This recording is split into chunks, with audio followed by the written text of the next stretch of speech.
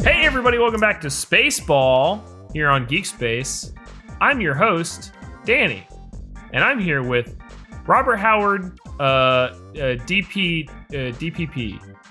He's getting double penetrated in the pussy.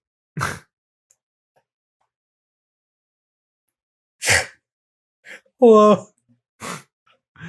That's right. I control the intro. What are you going to do about it?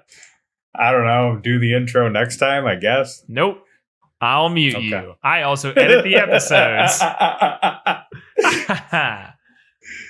Did you think this was about baseball? No, this is a power grab. This is a porn podcast. Also that. Let's discuss our favorite pornography.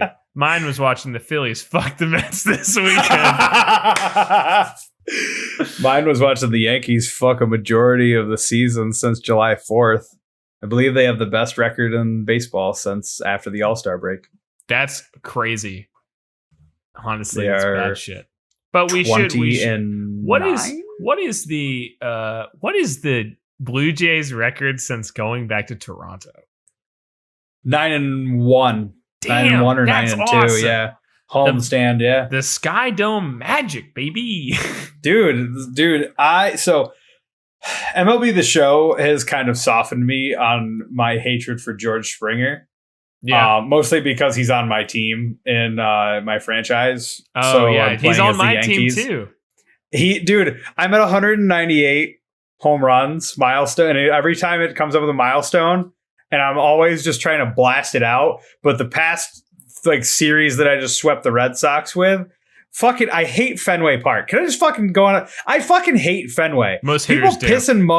People piss and moan about the fucking short porch. Fenway has 295 feet for a fucking home run on the right. And then they have a giant fucking billboard that you can't hit over unless you hit a fucking tater. Get the fuck. Who the fuck sits here and attempts to complain to me that the Yankees have a short porch when you guys have a fucking 295 feet corner of giant and then a fucking giant ass building in the left field that you have to ding it off of? Fuck my ass. It Get really that is out of here. It's like a Fenway is if somebody made Ryan Howard an architect. Yeah, it's fucking insane. They were like, what is your favorite park? He's like, I want to be the only one allowed to hit home runs. Well, my thing is that my whole issue is I wouldn't say anything if people weren't pissing and moaning about the short porch, and I'm just like, it's fucking, you got to be kidding me! It's just fucking, it blows my mind,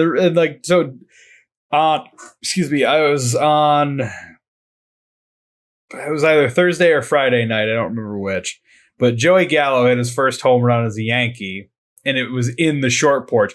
It fucking was so high up in the air, and then came back down. They projected it at 375.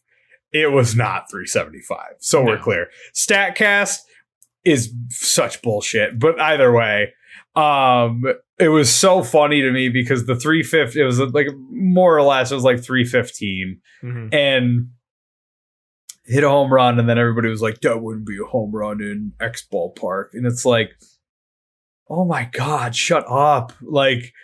That was funny that, was it John Boy tweet where they were talking about, some Phillies fan was bitching about Aaron Judge. Yes. And he's like, those wouldn't have been hits in other ballparks. And then he's like, actually, in Citizens Bank Park, he gets more home runs. Yeah. And I was like, you know what? Deserve it, man. Of all the teams to complain about getting easy home runs, the Phillies is not the team that should be complaining. Well, I don't the thing is, I don't necessarily care. I've just, it's fine. Every single ballpark dimension is fucking ridiculous as it is. So I'm not going to sit here and be like, oh, fuck it. How could you do this? How dare, it's whatever. I miss old Yankee Stadium just because of how it looked. It had that feel and everything like that.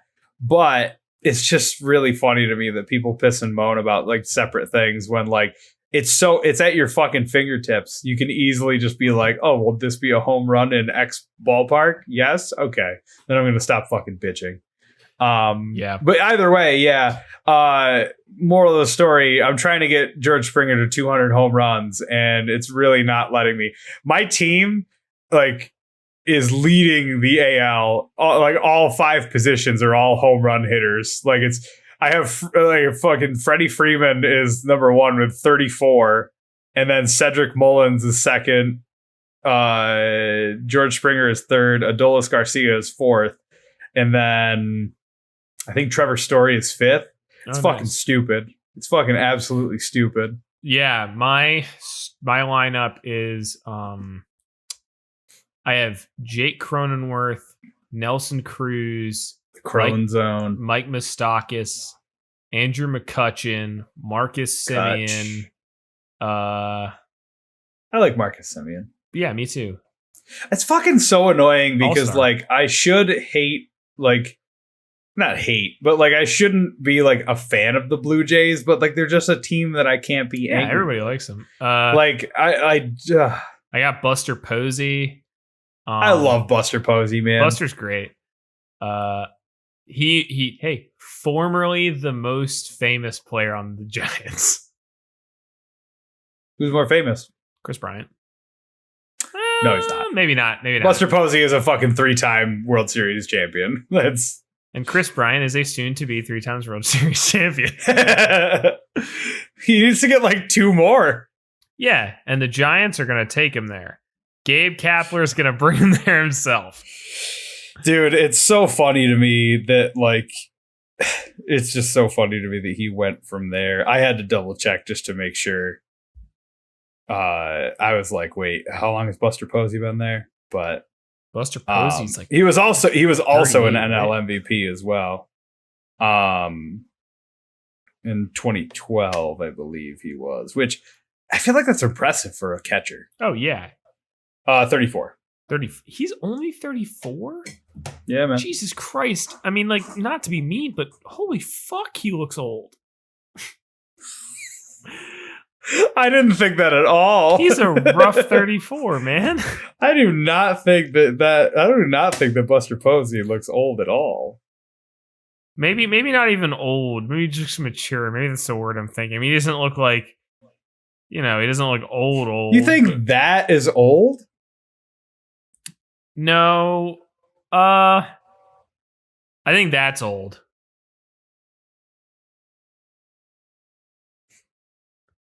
ESPN is just doing him dirty, dude. That's all there is to it. Maybe so. He's got some graying hair, too. It's hard to see because it's cut right now.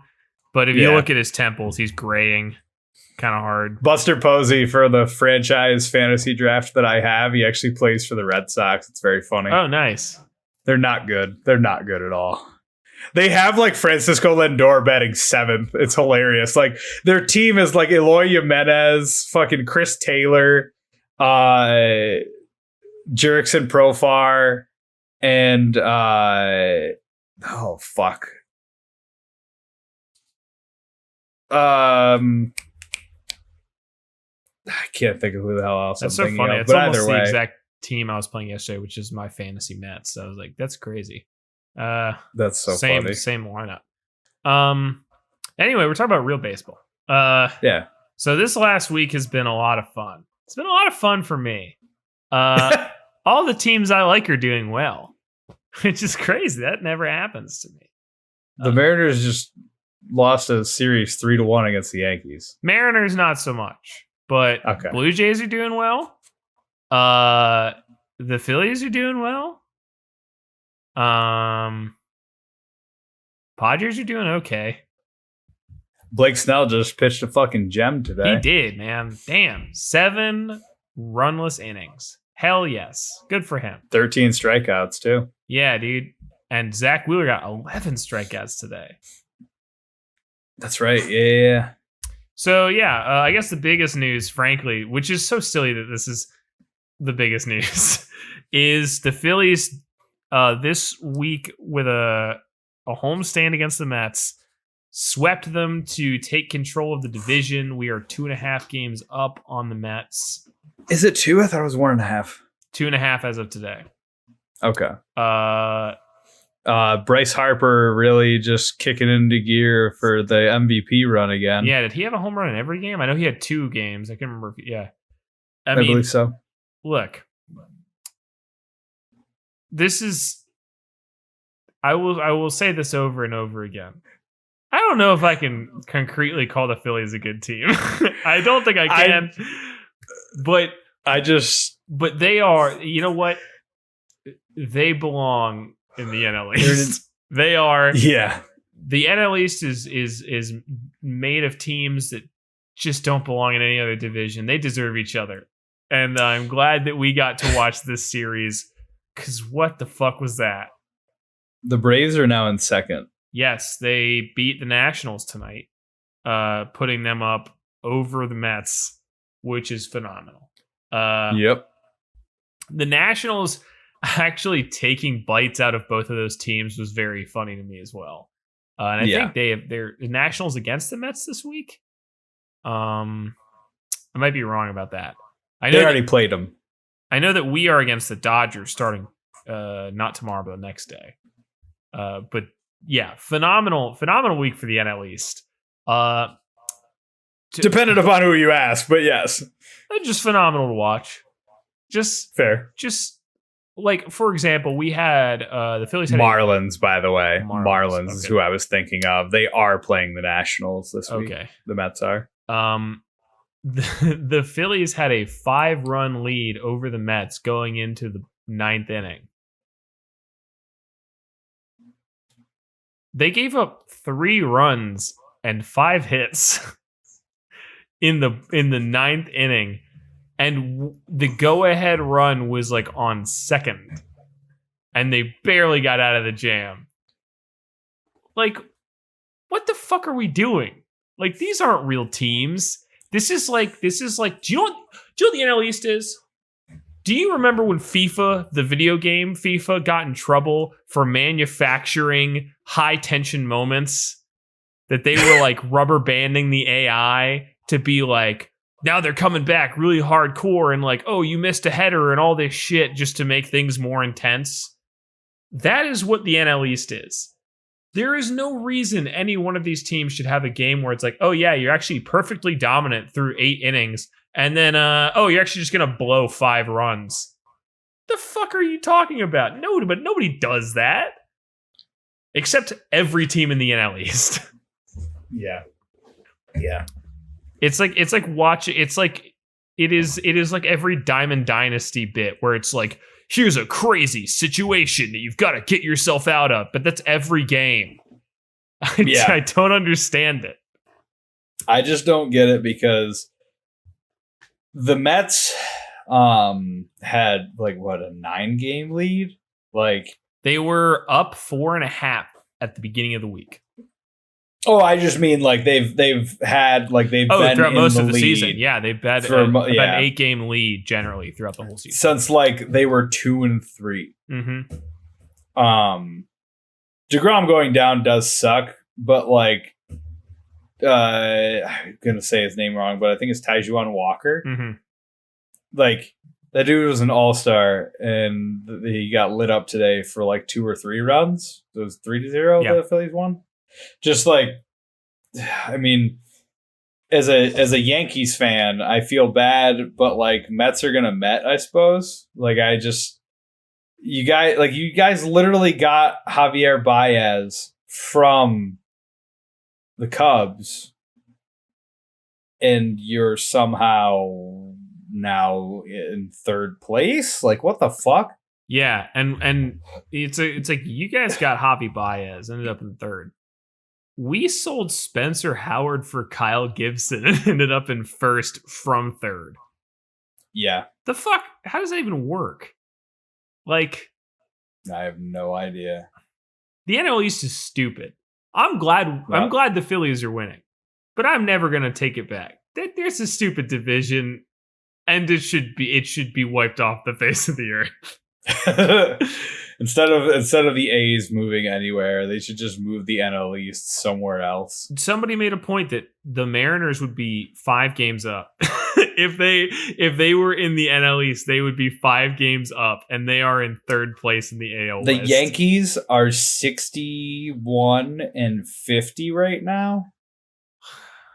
They would be handily leading that division right now. It's a fake division. It's a fake division full of. It is like, I mean, not all the time. Clearly, there have been very dominant NL Easts at certain points in history, but right now it is. Of course, it is the definition of like, oh, this is a quadruple A ball club. If you put in, so I apologize, not handily, but the Yankees would be in first. Yes. If you put all 4 of the 5 teams in the AL East in the NL East, like every single one of them, like obviously putting one team in each, every single one of them would be leading the division. Yes. Isn't that cool? I mean, I've always been somebody who, like, even when I was watching it as a kid, like, it was never over until it was over, man. Yeah. So like that's how I've always. But you know, I think also this year is really interesting in that it's like there is 4 NL East excluded, actually. Wait, not excluded. We have the Marlins. Is like there's like 4 teams in this fucking entire league that are just soaking losses for the rest of everybody else. Yeah. Like the Diamondbacks, the Orioles, the Marlins. The Central gets kind of weird. I actually have to correct you there. Guess what the Orioles record is after All-Star break? What? I don't know. Just give me like a guess. 6-4. Or sorry, this is the last 10. Sorry. Duh. I'm like, it's been a while. How long ago was the All-Star break? I'm gonna say they are at a win percentage of 600. 500. They're 10-10. Okay. That's still pretty fucking crazy that's considering the All-Star break. What is their overall win percentage? Before the All-Star break, they would be. They're like 300 or something, right? 28 and I mean their current record is 38-72. Yeah. So that's like my point is that like there are a few ball clubs who have just sort of like soaked up. Like that's why you see 4 teams in the AL East having winning records because a bunch of other teams were like, we'll just lose to everybody. We don't need to evenly shape this out. The fucking bell curve can turn like crazy because like it's easy for another team to go 500 when one team's like, I want to go 200. Like, yeah. So I mean, like, yeah, I think that the fucking. I was just more so pointing out that the Orioles are not necessarily losing a bunch. Glad they're on an uptick right now. But in general, though, the Orioles... They're at a steady even. In general, though, the Orioles, the Marlins, the Diamondbacks, Rangers, Rockies, it's like they're just soaking up losses, defending the rest of the league from having a losing record. They're willing to take the L for everybody else. It's definitely appreciated. Yeah, and you know what? But I don't even know if it is, because I feel like if you're a Blue Jays fan, it is annoying, right? To be like, how the fuck are we not getting a wild card? We're like 530, and then being like, well, it's because everybody's good. But yeah. Anyway, NL East is a fake division full of fraud baseball players, and it's stupid that it gets did. I would say, as an NL East, as an NL Easter, as an at least Coast kind of guy, I think I'd rather give another team the division spot. Like, because this is going to be this is the Phillies. If the Phillies win the division, I will be happy for them. They will also learn all the wrong lessons from this. Oh, God, that's so true. They're going to be like, oh, so the rebuild that we had that we totally screwed the pooch on actually totally worked, and we're a contender now. It's like, no. You won a shitty division full of shitty loser shitheads. That is what happened. You spent millions of dollars to go play Little League Baseball with your friends, and you happened to win that game. And you only did that out of sheer circumstance that the only other team that was truly better than you had a million injuries. Well, I say that, I'm sorry, 2 teams. The Braves are also really injured right now. They picked up like 4 outfielders this week just because of how many people they got totally fucking screwed. That's just baseball, man. Yeah, that's sports in general. But I mean, don't get me wrong. Love Zach Wheeler. He's an elite pitcher. He's awesome. People are like, Zach Wheeler is the Cy Young winner, and he should be.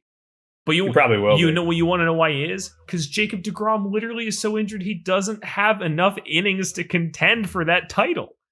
You aren't good. Everybody else is bad. So when they win the division, fucking, Middleton's going to be like, yeah, you know what?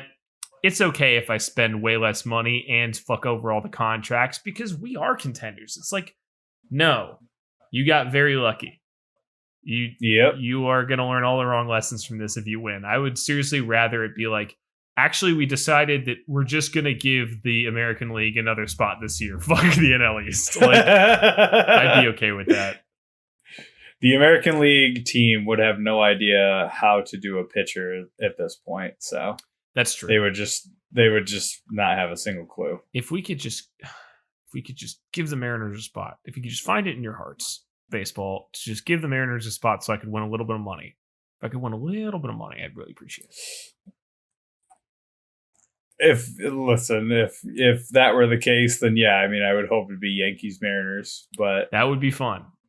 It would be. But anyways, but I mean, I'm going for the division here. I'm not fucking worrying about. Yeah, but there was like a meme that I saw of like Buzz Lightyear and Woody, and it was just like, but Buzz, the wild card's over there. We're not going for the wild card. I'm just like, yeah, I'm okay with that. But that said, it was great to see on the Roy Halladay celebration day to see Zach Wheeler fucking channel dock himself and just get truly insane. 11 strikeouts, shutout, 2 hits. Well, only 2 hits. I think 0 walks, right? 1 walk. I think he got one walk. Okay. Damn. First complete game. Yeah. By a Phillies pitcher since Roy Halladay, I believe. No, Nola had a complete game last year. It was the first time. Oh, yes, that's right. It was the first time anybody had taken down 22 batters in a row since Roy that Halladay. Was it. Yes. Yes.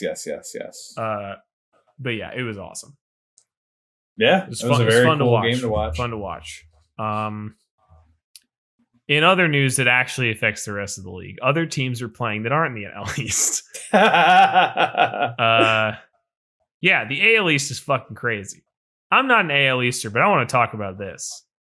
Yeah. Everyone is good. Except for the Red Sox. They've literally lost. They're like 1-9. I mean, they're not good right now, but it is a division full of teams that are, with the exception of the Orioles, all over 500. Yes. And as we discussed, the Jays are 9-1 since returning to Toronto. The Yankees have a pretty fucking exceptional record after the All-Star break. Same with the Blue Jays. Even with Rizzo taking the shits on COVID this week. Really, really proud of you, man. Honestly, well, so just to be clear, Rizzo got COVID today on his birthday. That sucks. And he did not play today, and they lost today.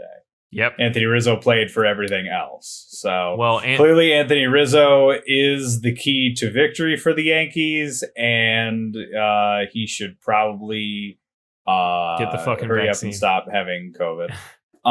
Also get the fucking vaccine. I'm not a doctor, but like if your doctor told you not to get the vaccine, I don't understand how having stage 4 cancer in 2004 or 2008 or whenever it was would affect this. But like, I'm a doctor. Get the vaccine, Riz. All right, sick. But that said, I mean, accepting the Red Sox faltering to the Blue Jays in this recent series, it's been like disgustingly competitive. I mean, we have now the Rays were good, and then they got Nelson Cruz. Now they're very good, and then the Red Sox didn't do a whole lot at the deadline, but it was sort of a situation where it's like you're leading the division, you pick up some relievers, I guess, maybe. Just like Schwarber. Yeah, they got Schwarber. And then it was like, okay, well, like, I guess it's really just bolstering a plan that's already working. The Yankees spent a lot of money. They got Gallo and Rizzo. And then you got Yoli Rodriguez along with Rizzo. I totally forgot about Joey Gallo, as well as Clay. I want to say it's Clayton Tucker. Yes. I'm like, yeah, but I would say, which is, and it's something that you'll discuss, which I always look at ERA as just like a bullshit stat.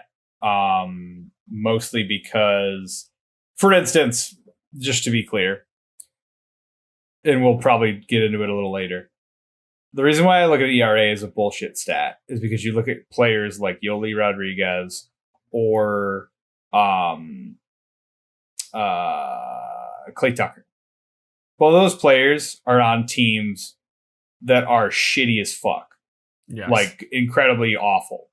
So at that point, if they are incredibly awful, meaning if their infield fielding is awful, if their outfield is awful, not to say that that's necessarily the case for the Pirates or the Rangers per se, but if you're looking at it in that regard, that's why, at least when it comes to situations like this, when that happened, I never fucking give a shit about ERA, because if you're going to tell me that a Pirates pitcher had like a 5.29 ERA, yes, I'm going to be like, yeah, that makes fucking sense, because they're the fucking Pirates and they probably either don't have enough relievers to be able to put out there, or there's issues with their fielding, what have you.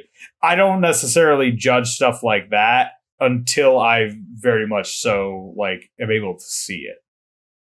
Well, so we can talk about stats here in a second. All I was going to say is the last thing is that Blue Jays got Barrios, which is cool. But Jose Barrios. All of the, I mean, look, the AL East, it seems, is if you spread all those teams around out the rest of the MLB, that they would be the strongest teams in most divisions. One of the things statistically I think is actually interesting is just looking at, you brought this up, is looking at wins after the All-Star break. Because I don't think, we talked about this before the podcast, I don't think we're ready to declare winners and losers yet. I mean, like, you can argue, clearly everybody got into a meltdown about the Mariners trade with the Astros, but also looking at it now, I'm like, Torres killing it. I can't even be that mad. Any problems with the Mariners were there long before he showed up. But I do think that the statistical question of like, why are these teams performing or not performing and how do those numbers match up is hidden sort of by who they're playing for. But also, I don't think they're hidden so much as it's an explanation. So like, this got brought up and actually ended up not being totally true, but look at a guy like Kyle Gibson, who the Phillies just got. Kyle Gibson is a ground ball pitcher. His whole bit is that he likes to throw things that end up getting knocked for easy ground balls to first, right? Mm-hmm. His ERA is good. Not great, but it's good. The reason that is important is because the ERA is not just a measurement of the pitcher. It's a measurement of how good the pitcher is with his team. So like if somebody just like looks at it like a pitcher and is like his ERA is bad, then I'm like, yeah, that's stupid. But it's also not in a bullshit stat. Because if you looked at the ERA of Kyle Gibson and you're like 90% of the things he gets out on are ground balls, and then you're like, let's trade him to the Phillies, who have maybe the worst infield defense of the entire MLB, you would say that's not a great combo. So if his ERA is high, it's not just a measurement of, oh, he's bad. That's possible. But it's also a measurement of he doesn't fit this team very well. Whereas, yes, like, exactly. The reason that a guy like, for example, Zach Greinke is great is because Greinke is, I mean, he's a great pitcher and he's got a lot of control. He sometimes relies on pitch to contact stuff, but he always knows how to play with his team. He is very good at like working well with his defense to the point that he likes to fuck with them, kind of. But that's the beauty of it. Is it's not just like Zach Greinke is a great pitcher. ERA is Zach Greinke is great on this team. Yep. So that's where like I don't think ERA is a bullshit stat. I think ERA is a measurement of how well do you fit into your team's strategy. So yeah, that's kind of what I was getting at though, is that like if you're like so for ERA in general, nobody's like the general consensus and the general population is going to look at ERA and be like, this guy has 6 earned runs. That's really bad. And it's like, I agree with you that like, yes, I definitely think that it's more so like you're like, you need to be fitting with the proper team kind of thing. Yeah. But the thing is, if you fit with the proper team, then the ERA goes down and then you start to see different changes at that point. But the thing is, what I will say is that like the ERA itself, if that is the case, if it's necessarily, there are team stats in that regard. So pinning that just on one pitcher because they are said pitcher, whereas like for instance, if somebody misses and if somebody like say a ball gets hit to the outfield and it misses or it goes over their head or the fielder misjudged it, sometimes those aren't even called as errors. And even then, errors are also goofy as shit when you get down to it as far as who did what, because I have no idea if you saw it today, but Luke Voigt did an incredible stab at first base. And then he tossed the ball immediately to second, and both Torres and Odor just watched it go by. Yeah. And I was like, what the fuck even? So, but then Luke Voigt was charged with an error at that point for that. That's kind of me. But if it's an error, off. It doesn't count. That's an unearned run. No. I know. I was just again a random rant about errors in general. But more so, what I'm saying is that there are certain aspects of the game where, like, say for instance, there's like a runner on first or something along those lines. It doesn't necessarily connotate that because, like you had said, like, so for instance, if we look at Kyle Gibson, if he's a ground ball pitcher and that ball comes through, like, you know, they get it through to wherever, you can also have certain instances where, like, yes, somebody can reach base, but like if somebody's on third and they get sent, they score that run at that point off of an error, that's still counted against them from a previous standpoint, as far as like if you get an error, if somebody gets an error at first, or like rather ball goes to the shortstop catches it, throws it to first, misses, or it hits it spikes the ground, you miss the catch at first, what have you. The runner at third is still making it home, and that is still not going to be charged as an error. Like that run is still going to score for that pitcher, but that is not the pitcher's fault. Sure, kind of thing. And like that's kind of where like ERA itself, I feel like more so when I say, after that weird rant, more so what I will say is that I feel like it's a bullshit stat when you're attempting to assess a player. So here's the thing. Like, I just wouldn't say it's bullshit, because here's what I think you can assess. The issue with, and here's what to give praise to the man himself. Here's what I think Billy Beane understood that a lot of teams don't understand about sabermetric analysis. Seriously, is people look at sabermetric stats in isolation. What is a pitcher's ERA? Why? Yep. Nobody says why. Oh, this pitcher allows this many hits. Well, it's like, okay, but as we discussed previously, what is his ERA in Yankee Stadium versus in Fenway? Where is he pitching? Is that going to be a double or is that going to be a home run? Like, because that's what you have to be able to analyze is like, is he getting an ERA of 5 because he has a shitty infield defense? Is he getting it because he's in the Tropicana? Like what is happening? But people don't look at that. Or the average person, maybe especially, doesn't understand what that means. And so that's when you get ERA means he's bad. It's like, no, it just means that he is, don't get me wrong. Some of those guys are really bad. Some of them are very bad. A lot of them are in the Phillies bullpen. But sometimes it means that they don't have the conditions to succeed. A good example of this is my best friend in all the world, Nick Pavetta, who, once he was paired with both a pitcher-friendly stadium and a defense that didn't suck shit, became not a great, but a fine pitcher. Okay.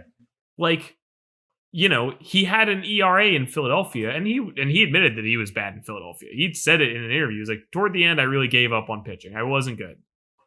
But also, he wasn't being helped by much of anybody. Yeah. So it's like, can I really blame? Yeah, I mean, his ERA was something crazy at the end. It was like 9.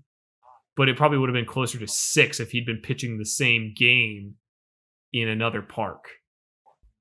So I don't think it's a measurement just of the pitcher, but it is a measurement of the pitcher's ability to jigsaw puzzle into a situation. That's why I don't think it's bullshit. I think you can't look at it in isolation. Yeah, and that's kind of where I'm getting at as far as like, and maybe saying bullshit stat isn't necessarily the proper way that I should be saying it, but more so, there are so many other statistics when it comes to pitching that should be like hits through 9, like whip, innings pitched, whip, like walks, strikeouts, home runs, etc. Like, there's a lot of different then that's kind of why I say bullshit, in that, like, you look at somebody's ERA, like I said, and it's like a 5.29 or whatever. Like, yes, I definitely agree with you that, like, it should be also an indication of their team as well. But that's kind of what I'm getting at, in that, like, if I'm looking at somebody's ERA, I'm not necessarily going to be concerned about, like, obviously you're concerned about, like, oh, okay, this person's giving up like 5 runs every, sure, 5 runs per every game or what have you. But my thing is that, like, for instance, when it came to this trade deadline, if you're getting sent different pitchers and stuff like that, you're trading for different hands in the bullpen, or you're getting new starting pitching, what have you. Like, I don't think that ERA is a very telling stat. I don't think the ERA is telling of a pitcher's, like, I mean, I think I don't want to say success, sure, but I think that it's not very telling of a pitcher's, like, ability to do their job, to pitch. I think that it's something that people quite often look at incorrectly. Yeah. Or do they look at the ERA and then they're just like, oh, whatever. And, like, even what's so funny to me is even the sport game that is made from it. I'll be playing MLB The Show, and they'll be like, oh man, he's not having a great season. He's got like a 5 ERA. And then I look, and the dude is like 9-4 with like 125 strikeouts in like the first 3 months. Yeah. And you're like, what the fuck are you talking about? I think that when it comes to earned runs in general, there's a lot more that goes into it than just than just earned runs. So to your point, to your credit, yes, I definitely agree that when it comes to that situation, I think that there's more to it than just oh, it's this pitcher's it's possible that it's this pitcher's location, it's this pitcher's where they're pitching versus where or rather just where they're pitching, I should say. Yeah. Or who they're pitching to. But yeah. I mean, yes. To make fun of the NL East again, there are pitchers in the AL East who would have a significantly lower ERA if they pitched in the NL East. But also, I mean, I think that I understand what you're saying where it's a bad stat for measuring a pitcher, but I also don't think the other stats are immune to that either. I mean, even whip, walk-in hits over per inning pitched, right? If you have a bad defense, your hits are going to go up too, right? Your hits over 9 is the same thing. If you're a pitch to contact dude who's expecting your infield defense to, pick up some of the slack, and you have, a terrible defense, then your hits over 9 and your whip are going to go up as well, the same way your ERA would if those people score.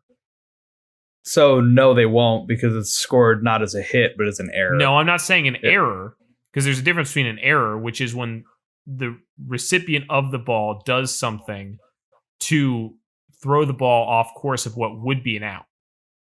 But not necessarily. Yes. Errors don't necessarily determine that. It's if you didn't you can literally so for instance, today, Rougned Odor got an error literally by just bobbling. He didn't throw the ball. He literally just took a stab at it, went to go grab it, throw it, and then he couldn't throw it. Yeah, but the thing is that errors are, and I mean, I should say generally, because who the fuck knows how New York scores stuff anymore? I don't actually know. But dude, it's fucking insane, but keep going. Generally, an error is that the fielder has, to use football terms, maybe possession. The allotted amount of time. Well, I'd say possession of but not always possession, but that they have control of the situation.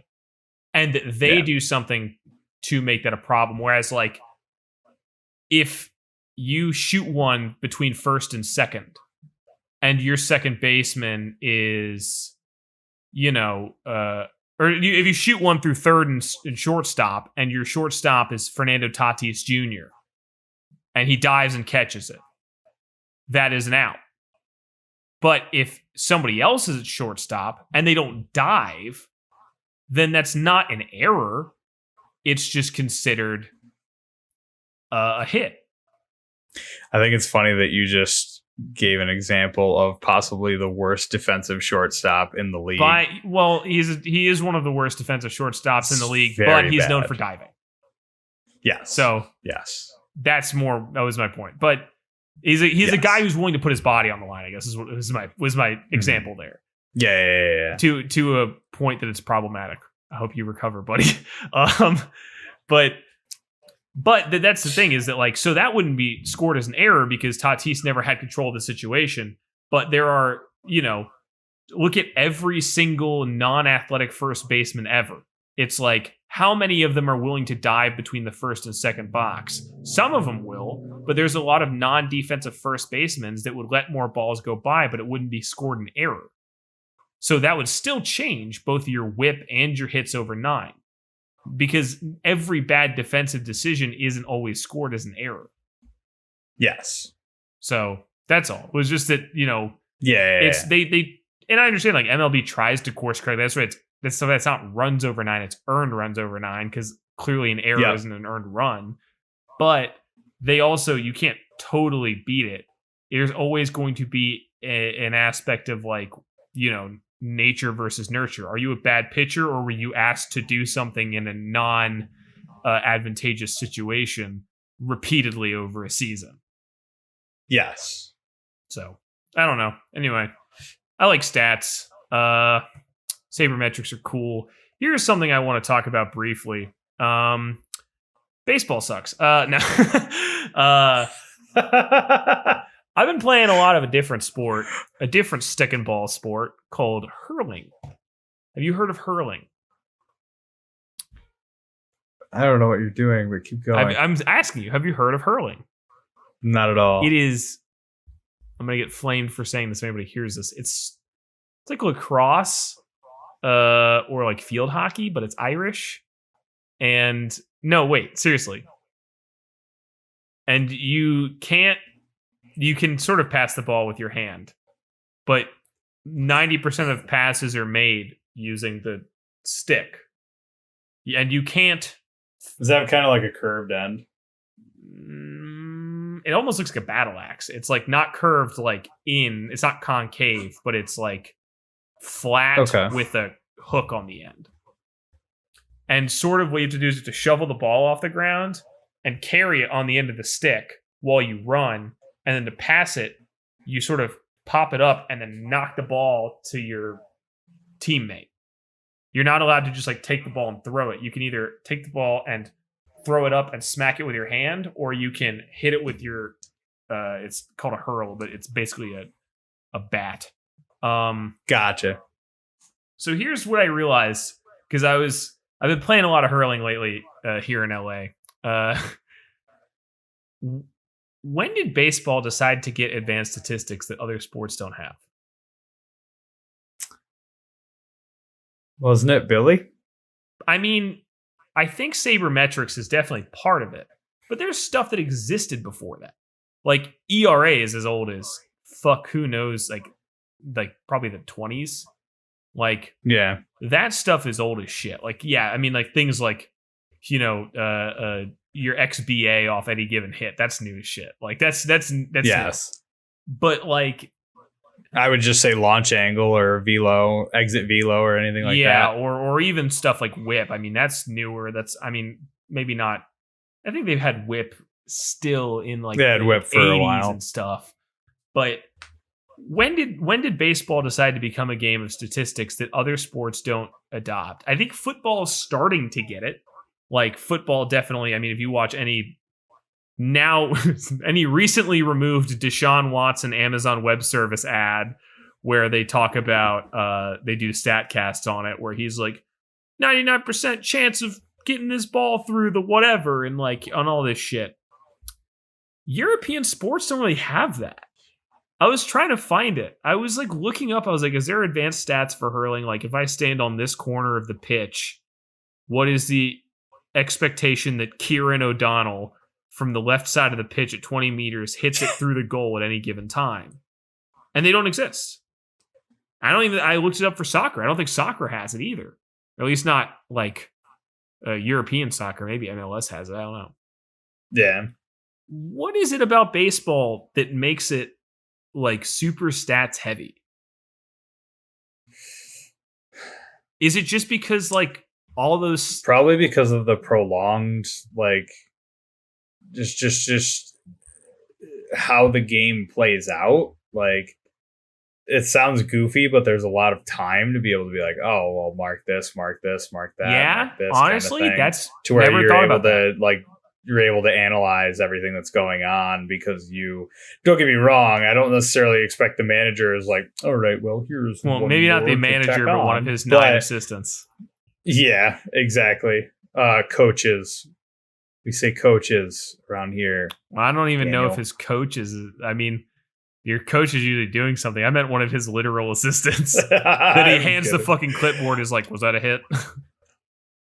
Yeah, I would really fucking hope that a manager would understand what a goddamn hit is. What did New York send it back as? Was it a hit or was it? No, I mean, that's the thing is that like. I would say, I mean, there's a lot of stuff that I see where, oh, excuse me, it's like an infield hit. We're recording this at midnight Bobby's time, by the way.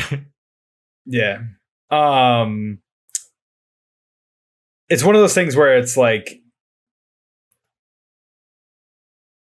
unless you're like fucking up the throw or unless doing something like that, an error is relatively obvious. It's just a matter of like why an error is put on someone. But that's kind of what I have an issue with, because like like if somebody throws a ball intending like for a double play ball and no one is around to catch it, like I know that we're all thinking it doesn't really make a sound, but yeah, I mean, like, how is that not on the position player who should be in the location as opposed to the person who threw it? Because like, if I'm playing first and I get a pick and I'm like, oh yeah, I can definitely throw this a second, and fucking no one's there, like, that's what the fuck are you doing? But yeah, I mean, I would say that with the, especially with baseball, with the amount of time that people are able to, you know, just digest the information and also see specifically like what goes with where, like even analyzing old players like Babe Ruth or Lou Gehrig or like even like Ricky Henderson, or I mean the kid like Junior. Even nowadays, I think that if you were to analyze information to like and be able to spit that back at them, I don't know, because like I think that analytics themselves have their place in baseball. I'm content with the Rays being the analytics team and fucking no one else. But just because I don't think that every baseball team needs to be that analytics the A's team. Still have analytics. They still have analytics, Bobby. Don't forget about the A's. Yeah, I mean, I will, because they haven't been successful in like 50 They're in the years? wild card. They're in the wild card this year, Bobby. For how long? They got Starling Marte. Maybe that'll help. And there's and you know they looked at the numbers for Starling Marte and went, there's something to this guy. Yeah, they did. No, I'm being a bit facetious, but like I think that analytics plays a part in a lot of baseball nowadays, but I think that in back of the day, if you would have told Junior or Ricky or somebody like that you were like, hey, if you like do this with your swing, you'd like fuck them up, and then they wouldn't be able to actually like properly do that. That's why you see a lot of like prospects that are like supposed to be these like godsends sometimes get fucking ruined because Kingery. Like yeah, honestly, because like they tell them to do something a certain way as opposed to just playing baseball the way that they've played baseball. And that's kind of where like the argument between like analytics have their place in baseball, and I don't have any issue with that. But like when like a machine, and this will sound so fucking boomery of me, but like when a machine spits out like, oh, you should rest this guy on this day because blah, blah, blah. It's like, what did we stop playing baseball all of a sudden? Yeah. Like, I don't know. I mean, for me, I think one of maybe what it is it's all tied to economics. Because I mean, when you look at who brought in, I mean, seriously, like when you think about who, as you said, who it was that established sabermetrics as a general trend. It wasn't just Billy. I mean, like he was the biggest proponent of it, but it's teams without money. Like, that's who it is. It's the Rays. It's the A's. It's these teams that are trying to find value, right? When you think about sports, especially like soccer, right? Soccer is so fucking expensive. They like, people think we have millionaires. Holy fuck. Look at any soccer owner. And the thing on top of that is they also don't have, and we don't either in baseball, which makes it even crazier. They don't have a salary cap. Like, they have no salary cap and triple the amount of money as the average MLB team. Like, when you don't need to find value nearly as much, then you don't need to look at justifying reasons to pay as little as you can for this guy or pay more for this dude who doesn't seem like he's doing as much. Whereas, like, the differential in money spent across the MLB is crazy. Look at how much money like the Detroit Tigers are willing to spend versus the Yankees. Like, you have to look at numbers and try to fucking fake your way through the SATs when you have $0 to spend. And it was just shocking to me because I realized that the thing about these other sports is also like the fans don't give a shit about the numbers. I feel like even when you look at American sports, numbers are so ingrained, even outside of baseball. Look at literally what is fantasy football besides, hey, how can we make the numbers of football its own game? Yeah. It just shocked me that I was like, I never thought about the fact that basically everybody in American sports is just like, what if we liked math a lot and then decided we should play it? Somebody said that fantasy, this was years ago, but somebody said fantasy football is just D&D for jocks. And I was like, that's kind of funny. Yeah, I can definitely see that. It's similar. I mean, it like, I guess I would say maybe even fantasy. Wearing a jersey is cosplaying, and I will never say that's I will never relent on that. That's just a fact. Speaking of cosplaying, I think that the NL East is LARPing as real baseball players. They're pretending they are, but they're really hitting each other with foam bats. Sorry, I'm gonna keep shitting on them until the end of time. But I don't know. I think it's interesting when you think about the fact that, like, I think that's like maybe fantasy football is even D&D so much as like fantasy baseball is fucking D&D, man. Like when you literally think about the fact that, like, what is the old baseball saying? It's like the 4 true outcomes of any at bat, and that's literally 3 true outcomes of any at bat: walk, strikeout, home run. Yeah, and it's like, hey, what is that but a 3-sided die? Like that's, yep. I don't know. I was musing on statistics because of the fact that, like, I notably used to hate statistics as a baseball fan. They used to drive me crazy. Yep. And then I sort of love them now, but I also understand why people hate them. And especially the more I talk to my European friends, they're like, why the fuck do you need numbers all the time? And it made sense to me all of a sudden. And I was like, oh, because every single fan in every single American sports game, if their team doesn't do well, what is the complaint? We're not spending enough money. Yep. Because we, even as the fans, we're constantly seeking value from our sports teams economically, and we need numbers to justify what we're spending because we have a cap. Yep. And like European sports don't have that. They're just like, we're rolling in it. Who the fuck cares? We'll pay Cristiano Ronaldo out the fucking ass. Who gives a shit? A lot of sports, especially in Europe, like especially with soccer, or rather football. Yeah. Just like a lot of that is just it's a different like world, because like even with like American sports, whether baseball, football, what have you, like there's like graveyards in like stadiums for people who just fucking love their teams. Yeah. Like it's a different world. Like weirdly enough, to say that as a person who has a fucking home run plaque behind, or a World Series plaque behind them, like it just is. Yeah. And side note, I should say that before I get off track, Irish sports actually don't have a ton of money, but they are the GAA is the last league where you are not allowed to get paid. You're not allowed to get paid. You're allowed to get sponsorships that give you money, but you're not allowed to get paid by your team. So it's kind of interesting. Wild. It's because all the teams are publicly owned. Oh yes, that's right. That's like, right. There is no like, we're the Rockets. It's we are the team from County Clare. That's their team. Yeah. So the only equivalent that I could think of in America is Green Bay. Yeah, but Green Bay is still like, Green Bay is owned by the collective of Green Bay.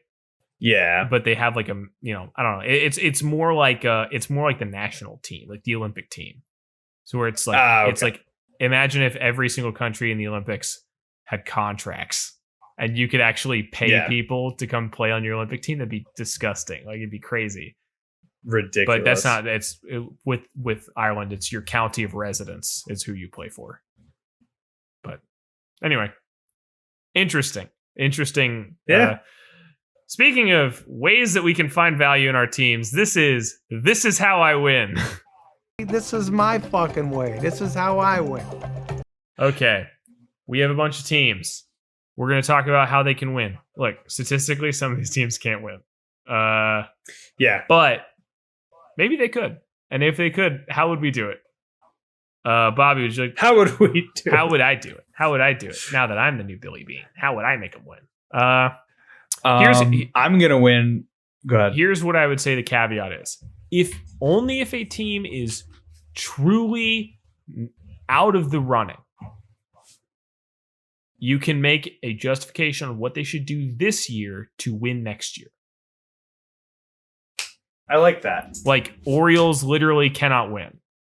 So, yes. How would you make them win next year? Not 5 years down the road. What would you do with this offseason? So, I like that. Okay. Would you like to go first or should I? I can go first. All right. So I have every single MLB team pulled up on randomlists.com. I had them all in a hat. And I actually have a hat. But I also don't know where the bag full of teams is. I'm going to cut them out for next week.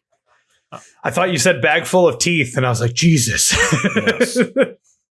I took all of the teeth of all of the MLB players. I have to pull a tooth out, and you have to guess who it belongs to. Each team. One tooth from each player in the entire Major League Baseball. All right. Your team is the Giants. All right. You have... What? I need a timer. What have we been doing? 45 seconds? What was our thing? I think it was 45 seconds. Okay. We'll do 45s. Give me just That's 45 minutes. 45 minutes. You have 40. All right. Well, let me. You have 45 minutes, but at this point, you better own the fucking Giants by the end of the 45 minutes. Yeah. All right. I'm ready when you Holy are. moly. Give me just a moment. You have to look up the Giants to know how they're going to win. What? All right. So you pulling up the Giants? Do you have to look them up to know how they're going to win? No. All right. Are you ready? Yeah, I'm ready. All right. Go. So, I mean, the Giants have weird devil magic, to be completely honest with you, because, like, I don't understand. They, like, 2014 was like from 2020 or excuse me 2010 to 2012 2014 they were unstoppable. Like every other year they were just king. They still have that in Buster Posey. Chris Bryant being traded there is a huge boon for them, but weirdly enough they just have like a lot of players on their team that are just like they just need to be consistent, and that's just what they've been doing. 3, I fully expect 2, 1. Yeah. Like it's hard to really explain what they've already been why the Giants like they're yes, like it's just they're one of the anomalies, but like it's a good anomaly, honestly. Yep. Okay. I have the Marlins. All right, I'll take a crack at this. That's funny. Should I justify why I think they can still win this year, or should I just say for next year? Considering that they are in the NL East, yeah, I would say that you do what you think you should do with that. Do you want me to have a timer here? Hold on.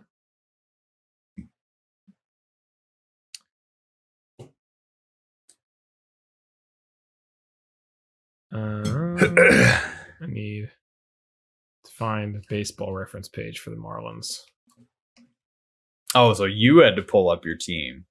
Oh, yeah, but that's because my team's the Marlins and not the current division leader. All right, I'm ready. You want me to set a timer? I got it. I can do it as well. I have it already set. Okay. Yeah, then you call it. All right, 3, 2, 1. Okay, go. so the Marlins are in the NL East, which is a fake division. They're currently down from the division leader by 12 games. The Phillies came back from 9 games. It's not crazy. They unfortunately they were, I don't know, sellers-ish during the All-Star break, during the trade deadline, but they, you know what? this is Derek Jeter's team. I have no idea what the fuck they're going to do at any given time. They still have people that are kind of interesting, as pitchers. They got like Sandy Alcantara. They have 10 seconds. Miguel Rojas, Jorge Alfaro. They have guys who you think would be like, oh, that could be pop off. Just people you could think could pop 3, off. And they need 2, to buy into that. 1. Yeah. There you go. Yeah. Sixto is still with them, isn't he? Sixto is with them, but he is not on their 40-man. I think he is injured. I was going to say, I think he's also injured. I just wasn't sure. Yeah, I mean, I'm looking at, is he on here? I don't see him, but also Jazz Chisholm. I totally forgot Jazz Chisholm was on, but Chisholm is real good. He gets streaky sometimes and it's like pretty fucking solid. I was dying at the Mets broadcast making fun of the Marlins. And then they were making fun of the Marlins DH because he was like not a typical DH. Truthfully, he would never have been a DH if I was the person who made a decision. Mm-hmm. But they made fun of him for like a good 10, 15 seconds and saying like, oh, he's not like a typical DH. And then he hit like a line drive and scored 2 runs. It was fucking hilarious. And I was like, man, I don't dislike the Mets at all as far as their broadcast is concerned because they've given me a lot of fucking funny moments. But like, oh my God, it was fantastic. I'm looking at Sixto Sanchez on here and I'm trying to figure out actually why he is. Yeah. So he punctured asshole. What? Yes, he had a punctured asshole. No, he had a shoulder injury, so he's out for the rest of the season. I was so close. Yeah, they're both muscles, maybe. I don't know. Okay, so then that brings us to the end of our podcast. Ever. We're done. Forever. Man, until we next enjoyed time. Just not having it. So I would like everybody, if everybody listens to this, should leave a comment this week. I proposed a fun experiment and Bobby shot me down. I'm going to go see the Angels and Blue Jays this Thursday in person, alive. I did not shoot at a you baseball down. game. And I said, I should broadcast live from the game over Discord on my phone. And I'll bring a regular microphone too, and I'll record locally. And we should do the podcast live from the stands. And Bobby said, I don't think that's going to go how you think it's going to go. I think it's going to go terribly. That's the point. I don't think you understand that me saying I don't think that's going to go how you think it's going to go isn't a no. It's just a, all right, we'll see what happens. I think we should do it. I think we should do it, and it'll be great. Here's the thing. Time is a factor. Well, we don't have to do the whole game. I just want to do 1 hour live from the stands. That'd be fun. Yeah. That'd be fun. And then when you eventually come out to California to visit, we'll do a whole hour where we just both sit in the stands. That'd be fun. Yeah. Yeah. And then people are like, what the fuck? And it's like, yeah. And then when we and maybe I'll go to New York and we get Cam on it and go to a Mets game. Yeah. I mean, hey, I wouldn't be opposed to it. Yeah. But I want to. You get to see Showtime though, so I'm a little jealous. Assuming he has that day. It's far enough out that I don't think they've announced what their rotation is that day. It doesn't necessarily. I just mean seeing him as a player, because he'd be the DH if he's not pitching. Well, no, he usually gets a day off after the day that he starts as a pitcher. Yeah, but I don't think that I think that he would have pitched last week. Maybe I'm pretty sure.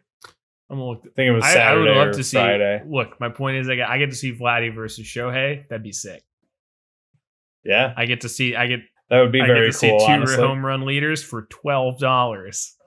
Shout out to SeatGeek, who is not paying to sponsor us, but check them out. I got pretty good price. Still, shout out to SeatGeek. They're pretty good. Additionally, starting tomorrow, if you're listening to this, I'm probably in the middle of it. I'm bringing back my streams where I play baseball games. Yay! I have a few of them here that you should all be very excited about. The format will be changing a little bit. I was doing an entire season in Ken Griffey Jr. Slugfest, and honestly, I still want to play some more Slugfest. That game rocks.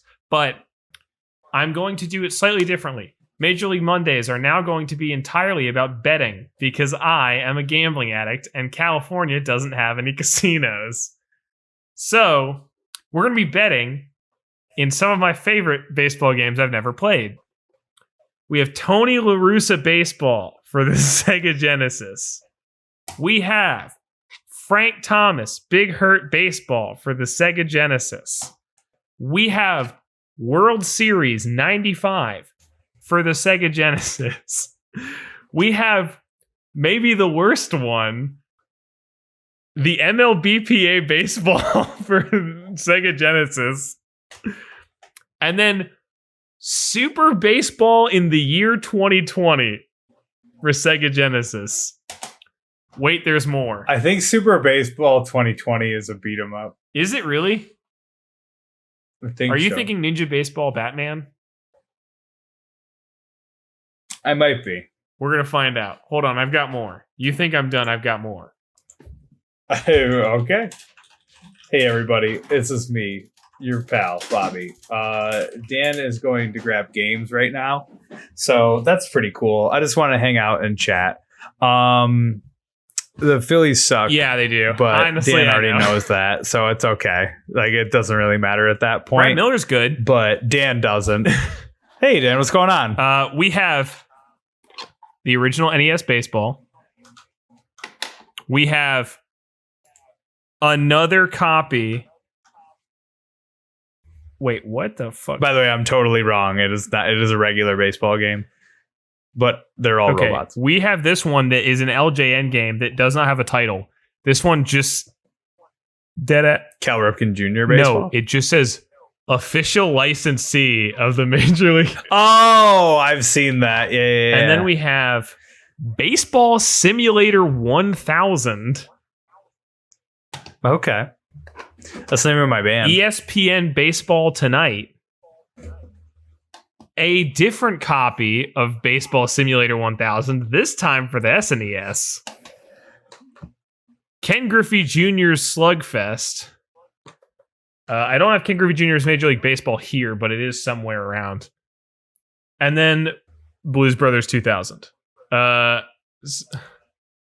don't know if I can bet on that one. Put in chat. Does John Belushi die at the end? Blues Brothers? You bet. He's not. Okay. So we're gonna be betting for the next 1, 2, 3, 4, 5, 6, 7, 8, 9, 10 weeks minimum. Did you just say is John Well, does he die at the end of the movie? Of the game? Whatever it is. He's not in it.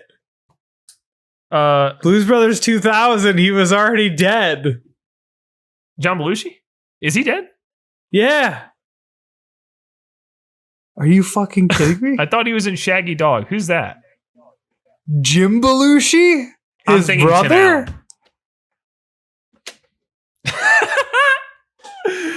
Yes, I know John Belushi is dead. All right. I love him in a van down by the river, that guy. Chris Farley? Yeah, he's dead, right? Oh my God. That's the Shrek guy. The old Shrek guy. The first Shrek. That's Mike Myers. No. Chris Farley was the Shrek guy before Mike Myers. Who's Fletch? Chevy Chase? What are you doing? For listening to SpaceBall. You're on Geek Space. We'll be back next week. Good night. Call me Junior. Kill me. Call me Junior. Call me Junior. It's showtime.